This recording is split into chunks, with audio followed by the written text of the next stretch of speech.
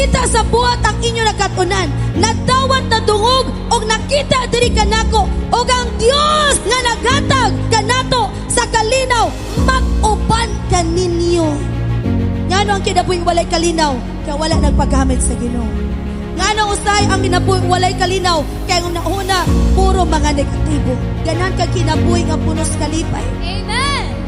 Nga walay mga kagulanan. Amen. Ganan ka ang kinabuhi nga walay mga bad news. Amen. Kung adunay mga problema, kaantigo ka musukol sa mga problema. Amen.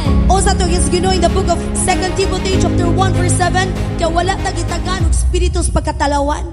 Ang hinungdan nga ang kinabuhi sa tao mahimong talawan kay nakakonect nas mga tao nga walay klaro. Kung makakonekta ang mga taong problemado, hasa po ta, ma-important po ta pagka-problemado. Mosuguta sa dili kinanglan nato malipay ang Ginoo sa atong kinabuhi para ato makaplagan ang tinuod nga kapahulayan. Amen. Dagan kay mga tao nga gusto nga ganan ko good health, ganaan ko may mga mutaas akong kinabuhi, but wala sila masayod nga ang tinuod nga taas nga kinabuhi imo makaplagan sa right connection. Amen.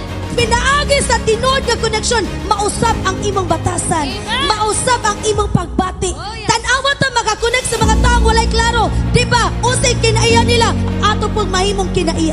Salamat kay Ginoo. Salamat kaayo, Ginoo. That I am connected in the right I connection. am connected in the right connection. Salamat kay Ginoong Jesus. Salamat kay Ginoo nga